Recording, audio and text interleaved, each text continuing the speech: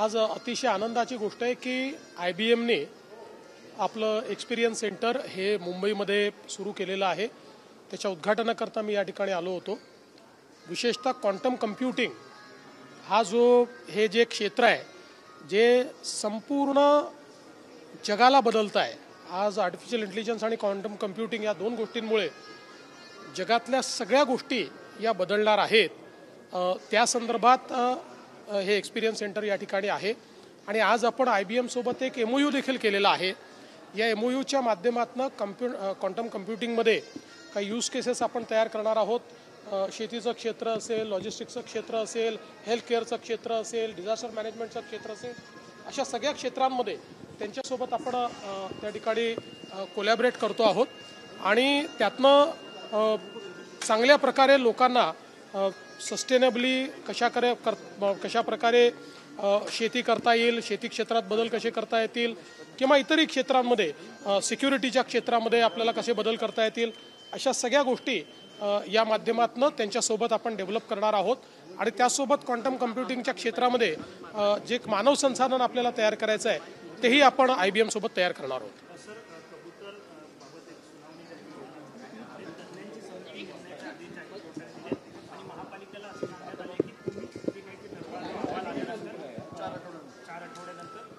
निश्चितपणे बघा, याच्यामध्ये अगदी स्पष्टपणे दोन गोष्टी आपल्याला पाहायला मिळतात। एक, पहिल्यांदा लोकांचं आरोग्य हे अत्यंत महत्त्वाचं आहे आणि आरोग्याचं रक्षण हे झालंच पाहिजे।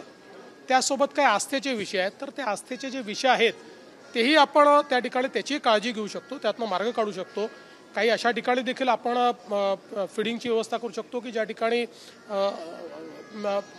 वस्ती नाही आहे किंवा कंट्रोल फीडिंगचा एक मागे विषय काही लोकांनी सांगितला होता। अशा वेगवेगळ्या पद्धतीनं आपण यातनं मार्ग काढू शकतो। हा वादाचा विषय नाही आहे, हा समाजाचा विषय आहे। त्याच्यामुळे मला असं वाटतं समाजाचं आरोग्य आणि समाजाची आस्था या दोन्ही गोष्टी विचारात घेऊन योग्य प्रकारे या ठिकाणी आम्ही मार्ग काढायचा प्रयत्न करू।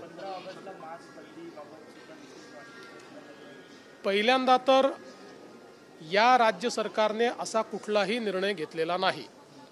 1988 सालापासून हा निर्णय या ठिकाणी महाराष्ट्रात लागू आहे। 88 साली याचा GR काढण्यात आलेला आहे।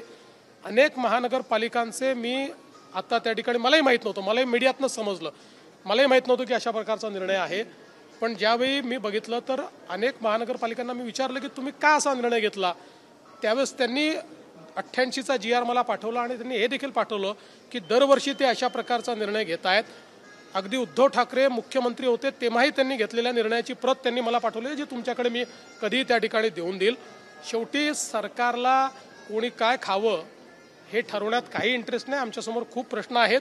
त्यामुळे मला असं वाटतं की विनाकारण 1988 साली घेतलेला निर्णय आणि आज मात्र त्याच्यावर अशा प्रकारे वादंग तयार करायचा जणू काही आमच्या सरकारने निर्णय घेतला आणि काही लोक तर इथपर्यंत पोहोचले की ते शाकाहारी खाणाऱ्यांना नपुंसक म्हणायला लागले, इथपर्यंत लोक पोचायला लागले। तर हा मूर्खपणा बंद केला पाहिजे। अशा प्रकारे शाकाहारी, नपुंसक आणि मांसाहारी हे ज्याला जे खायचं तो ते खातोय। आपल्या देशात जे काही संविधानाने अलाव केलं आहे ते प्रत्येकाला जगण्याचा अधिकार आहे। आमच्या सरकारने घेतलेला हा निर्णय नाही, हा जुन्या सरकारनेच घेतलेला निर्णय आहे।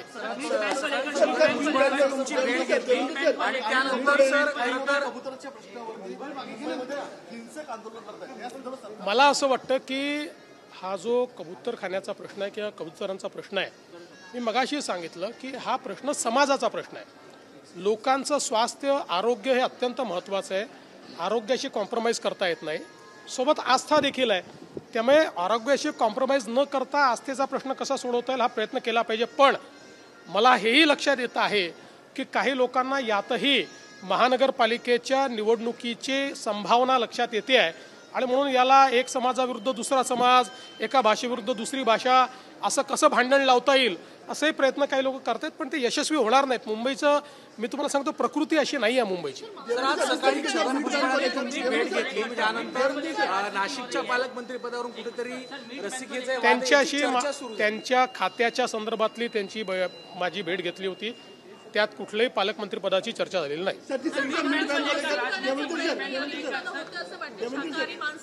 हे असल्या महाराष्ट्र इतका मजबूत आहे की असल्या गोष्टींनी काही महाराष्ट्र या ठिकाणी हालेल आणि महाराष्ट्रामध्ये काहीतरी होईल अशा प्रकारे विचार करण्याचं कारणच नाही. महाराष्ट्र फार मजबूत आहे.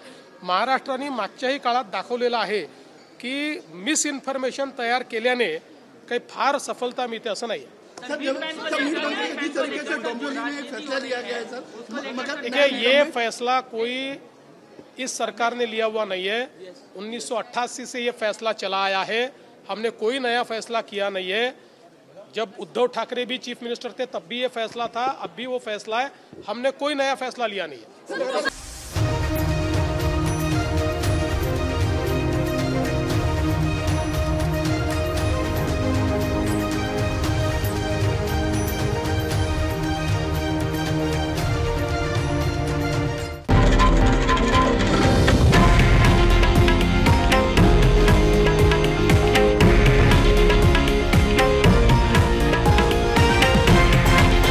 हे आहे देशातील नंबर 1 न्यूज नेटवर्क आणि आपण पाहत आहात TV9 मराठी, एकमेव.